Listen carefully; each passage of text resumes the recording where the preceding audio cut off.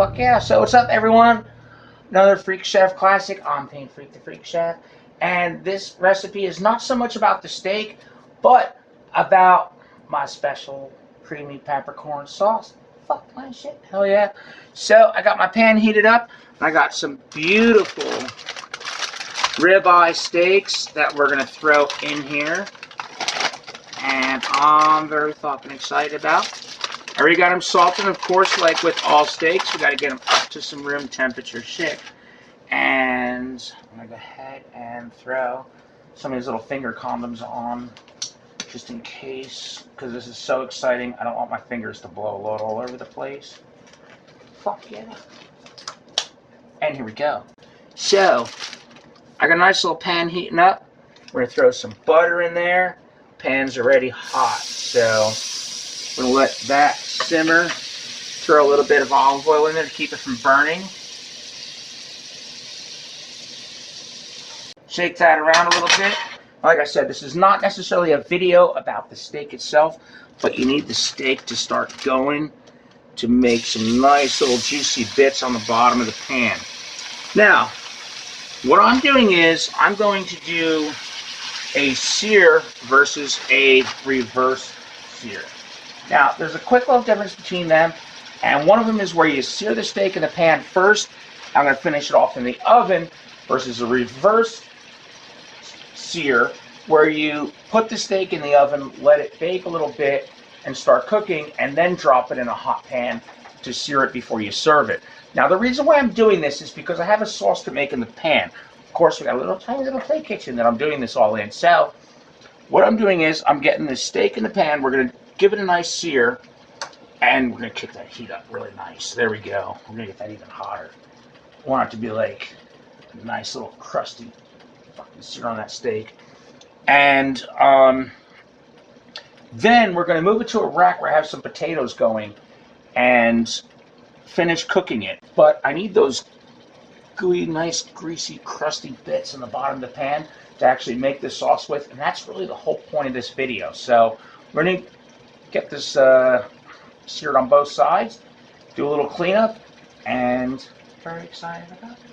You're going to love this sauce. You can use it on a lot of steak. You can use it on chicken, pork, whatever you want.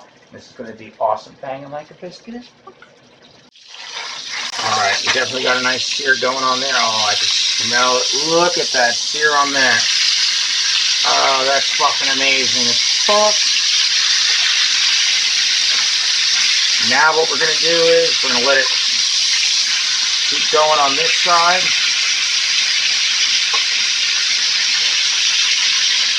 And we're only going to need maybe another like 2 minutes on that side before we drop it in the oven. Alright, so we got a pretty good sear on both sides here. And typically what I would do is I would put this in the oven right in the pan if I was doing a straightforward sear. Reverse sear, of course, it would be in the pan already. Then it would go on the stove to do a reverse sear and finish it off on the stove top. But I need this pan to make this sauce, which is the main point of this whole video. So, I actually have a rack in here because I'm making some potatoes as fuck. Just baked potatoes. And I'm going to lay the steaks on this rack right here to finish off in the oven. So, this is going to go in the oven for probably the next 10 to 12 minutes. Or we start building the sauce, and that's what this video is all about. And our pan right here has all these nice bits in the bottom of it, and that's going to be one of the main foundations for our sauce. We have our butter, pepper, shallots, beef stock, heavy cream, and of course a little bit of salt for one of them.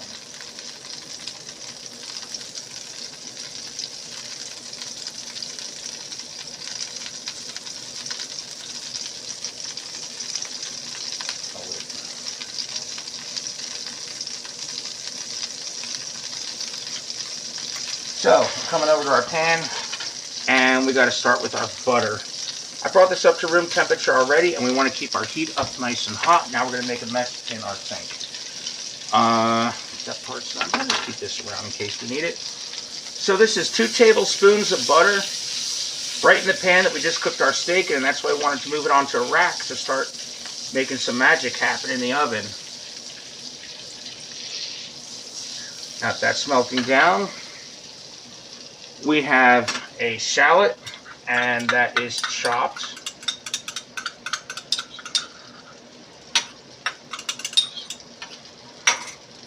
And we got to keep contributing to the big mess in the sink. Get that in the pan. And you may think that some of the bits of goodness are burning into the bottom, but it really isn't.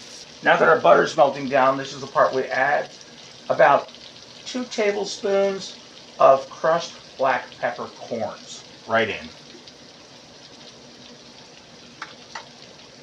And we give that a whisk.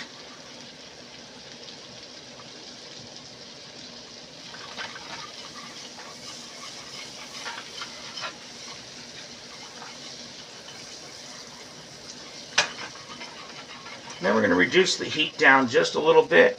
I'm going to move this over so we don't burn the shallots. And we definitely don't want to burn those black peppercorns.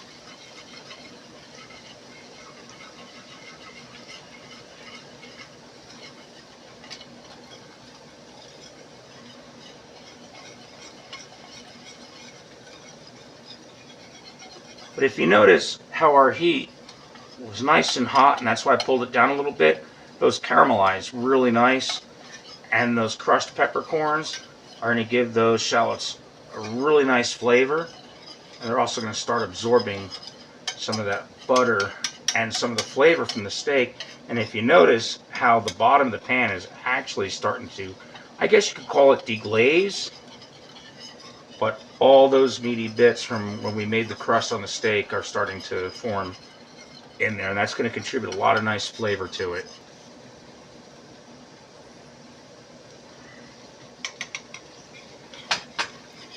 Now the big thing that's really going to help in this whole, like, I guess you could call it the deglazing process, is adding that beef stock, and this is just 1 cup.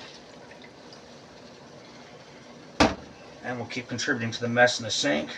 Bring that heat up because we want it to start bubbling. And we're just going to keep whisking it around. And if you notice, if I turn the pan this way, now a lot of that meaty goodness from the crust from the steak is really starting to pull off the bottom of the pan.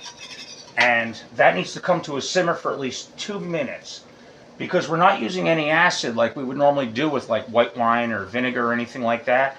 We really want to deglaze that, and the stock is really going to do it for us. And then we're going to start building that sauce on top of our base that we just made in the pan. We got to give it 2 minutes. All right, so now that all these bits are scraped off the bottom of the pan, look at that base of the sauce. That's amazing. All right, so now we got to add, well, first I want to reduce the heat quite a bit because we're about to introduce the cream part. Now, when you're working with any kind of dairy-based anything, sour cream, milk, heavy cream, buttermilk, anything like that, you want to make sure it doesn't curdle. And if you ever watch some of my beef stroganoff recipes or any of the other videos, you know I'm very picky about that. So we want to bring this down just a little bit to low, and then we're going to slowly increase the heat to thicken it up because we're about to add some dairy into it, and we're using some heavy cream. And this is 1 cup of heavy cream or heavy whipping cream, and that's really going to thicken it up.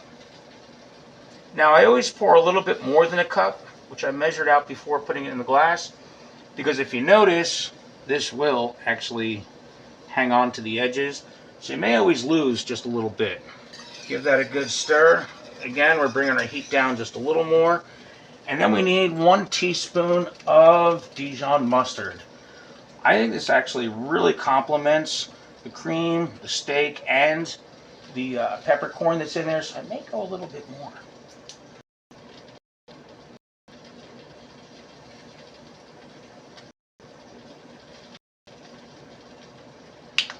I think that'll work. And then we're going to continue whisking to really get that nice and thick. Now that our heat's reduced, we're going to simmer this for about 5 minutes.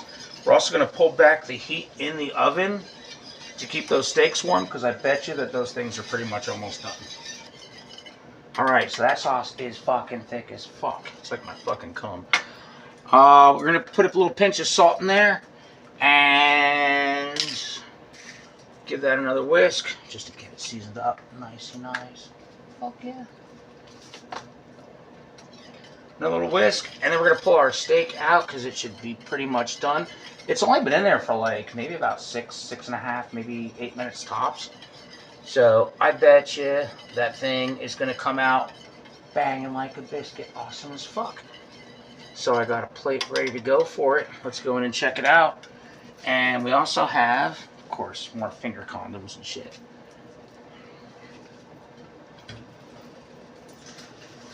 Oh yeah, look at that.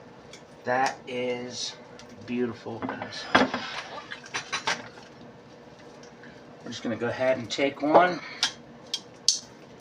Throw it on a plate. Look how beautiful that looks. Actually, I think I'm going to grab this knife right here. We're just going to slice into it, make sure it's... Actually, you know what? We should let it rest a little bit. Alright. That is a very good point. For all of you watching this video that thought that I was going to tear into a steak without it resting, you're right.